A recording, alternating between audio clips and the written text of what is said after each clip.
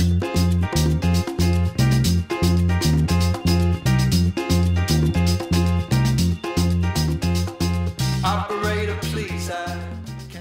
Jordan and I'm here interviewing Felix from the Cat Empire. Looking forward to a great night. Mate, you guys have been around the world a couple of times, maybe more, and you've played many music festivals.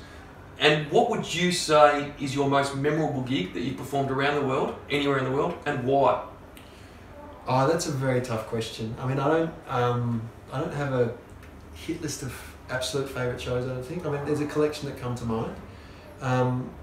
The Royal Albert Hall in London was very special for me. It's a room not dissimilar to this one, but a little bit bigger, and it's more in the round. And that was a really magic show for me. And my little brother, who's been very involved in the beginning of the band, started that form. Came up in the encore and sang with us.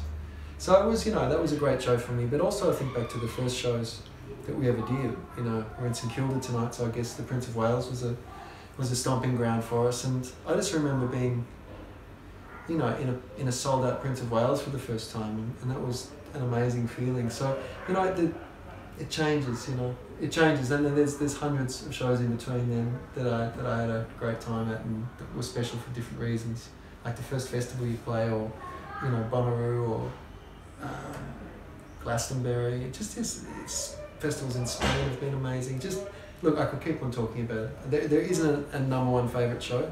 Just many. Unreal. Many great, memorable ones. Unreal. And you guys put on a killer live show. So you performed around the world, obviously, as I said. You've played with, I remember, Bleaking Brown, John Butler Trio, Xavier Rudd. If you had the opportunity to collaborate or record a song with any artist, living or dead, from around the world, who would it be? Would it be someone of Latin influence that could add maybe like a different sound? Or would you perform a vocalist, or... Ooh, if I could do one collaboration, live or dead, did you say? Yep. Oh, that's a tricky one.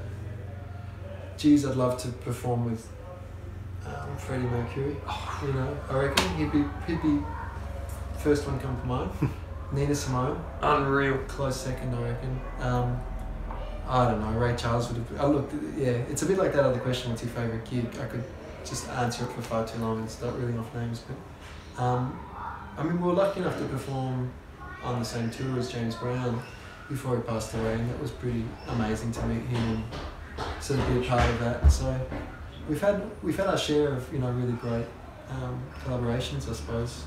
We didn't collaborate with James Brown, but we were on the tour with him, and we went to Cuba, and we had members of the Buena Vista Social Club and the Afro-Cuban All-Stars performing with us. It was amazing. So I feel like we've had a pretty blessed run. That's amazing. It's seriously amazing. So what is it that keeps you guys ticking and motivated? Most bands maybe get to 20 years and they pull the pin. There's fallout between it. What motivates you to keep going?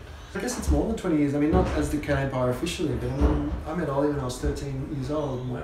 And we started doing gigs when we were about 14 or 15 kind of thing. So some of us have been playing together for well over 20 years now. But what keeps us together, it's the crowds keep us together in a lot of ways for this band. It's people who arrive with a sense of occasion, and I think that's pretty unique, just to get that much kind of affection and energy from an audience. And we're a very live band, like you said, and so that sense of like, we get ready for the show, that kind of thing happens when the lights go on outside the theatre and you just go, oh, I'm on now. It's a bit like white line fever for musicians kind of thing. And I think the crowd does the same thing. They think, oh, the Cat Empire's in our town tonight. We've got to get ready for it. We've got to get, and I think that's happened all over the world. And you can't underestimate how powerful that is for us, and how when you want to kick the bucket and call it quits, you think, oh, I'll just do one more show, and then you remember how good it is, and that's how it goes. I want to ask you about superstitions. I have good luck socks, which I'm actually wearing tonight. Now, this is a Father's Day present of my little boy. He's 6 months old on my sock. Do you guys have any pre-show superstitions or rituals that you guys get up to? Shenanigans, Collective superstitions. I would say no, we don't have any collective superstitions. We don't have a pre-show ritual. We often just arrive and then you think like, oh, they're just hanging out, and then, like I said, you cross that territory between side stage and on stage, and all of a sudden you're together, and that's a bit of a surprise for us a lot of the time, given how we are acting backstage. Personally, I've got a lot. I'm very superstitious. but in very strange ways, and I feel like it would be bizarre if I sort of started saying, so I'll just leave it as yes, I'm a deeply superstitious person. Top secret. What is your favourite song? Obviously you've got an amazing back catalogue. You've got so many big hits that we love seeing as fans. What is your favourite song to perform on stage, personally? That's a good question. I think it's probably Steal the Light, for two reasons. One is because the song really plays itself for me, and is a sort of quite a euphoric song. And secondly, because it's right at the top of my range. I actually wrote that song on a piano that had been tuned to a different key register, to almost a quarter tone down, and so I could sing it at the key that I wrote it in. And then when we recorded it, it was just like, this is really high for me, and so it's really at the top of my range, and so it challenges me each night. Is my voice going to get there, kind of thing? It's nice to have a song that keeps you on your toes. Big time. No, that's unreal, mate. No, I really appreciate it. Thank you so much, no, and we're looking forward to the show tonight. And again, thanks for being here, and welcome back to Melbourne, buddy. Oh, my pleasure. Really appreciate it. Looking forward to it.